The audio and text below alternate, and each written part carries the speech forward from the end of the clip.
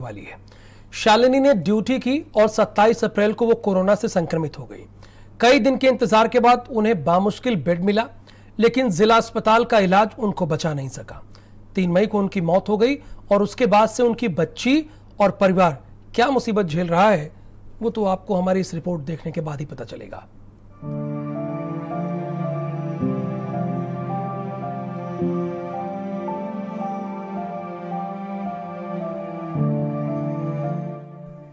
अड़तीस साल की शालिनी जैन पति से अलगाव होने के बाद अपनी 7 साल की बेटी को लेकर पिता के घर रहती थी। मेरठ के बहरामपुर मोरना गांव के प्राथमिक स्कूल में वो शिक्षिका थी। 26 अप्रैल को पोलिंग में शालिनी ने ड्यूटी की और 27 अप्रैल को वो कोरोना संक्रमित हो गई। कई दिन के इंतजार के बाद बेड मिला, लेकिन जिला अस्पताल का इलाज उनको बचा नहीं सका। 3 मई को उनकी मौत हो गई। 7 साल की उनकी बेटी सांची मुजफ्फरनगर वाली अपनी मौसी के सहारे है। ड्यूटी पे गई थी, चुनाव ड्यूटी पे।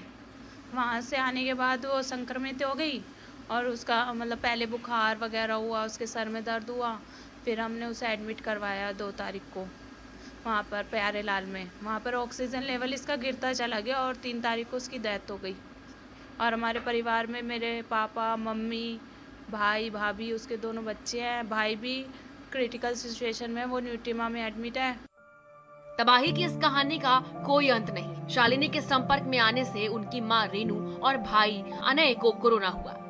76 साल के बूढ़े पिता प्रदीप बेटे और पत्नी को लेकर कई दिनों तक दर दर भटकते रहे, तब जाकर कहीं बेड मिला।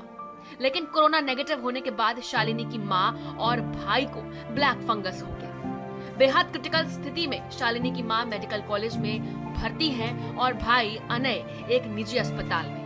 अस्पताल के डॉक्टर कहते हैं कि अनय के ब्रेन तक फंगस बहुत तेजी से फैल रहा है। एक ऑपरेशन हो चुका है, इसीलिए दूसरे ऑपरेशन के विकल्प खत्म है। अस्पताल ने अब हाथ खड़े कर दिए हैं। का कोरोना ठीक नेगेटिव आ गया था, लेकिन 15 तारीख को इसी 15 मई को उसके दाएं हाथ में बहुत जोर से दर्द हुआ, सूजन आ गई, गालों पे सूजन आ गई, माथे पे सूजन आ गई। उसको मैंने तुरंत प्यारेलाल इस मेडिकल कॉलेज में एडमिट किया। इन्होंने बहुत अच्छी तरीके से उसको एडमिट किया और ट्रीटमेंट पहला। बेटा जो मेरा न्यूट्रिमा में है, मैं कल गया था तो डॉक्टरों ने, वहाँ जो डॉक्टर है रोहित कंबोज बोई, उनका ट्रीटमेंट देख रहे थे, लेकिन उन्होंने कल हाथ खड़े कर दिए। शालिनी की जिंदगी छीन कर उसकी 7 साल की बेटी सांची को नियति ने अनाथ कर दिया। 76 साल के पिता पर बूढ़ी माँ और भाई के इलाज को और परिवार का बोझ है।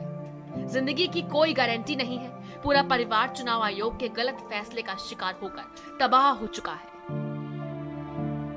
मेरठ जिले में चुनाव ड्यूटी के दौरान संक्रमित हुए 16 शिक्षकों की कोरोना से मौत हो चुकी है और अभी बहुत सारे शिक्षक ऐसे हैं जो अस्पतालों में जिंदगी मौत की लड़ाई लड़ रहे हैं। शिक्षामित्र संघ के अध्यक्ष की भी मौत हो चुकी है, वो भी पंचायत चुनाव में ड्यूटी पर रहे हैं। लेकिन संवेदनहीनता इतनी है कि अभी तक सरकार के किसी नुमाइंदे ने इन परिवारों से संवेदना के 2 शब्द तक नहीं बोले, मदद तो दूर की बात है।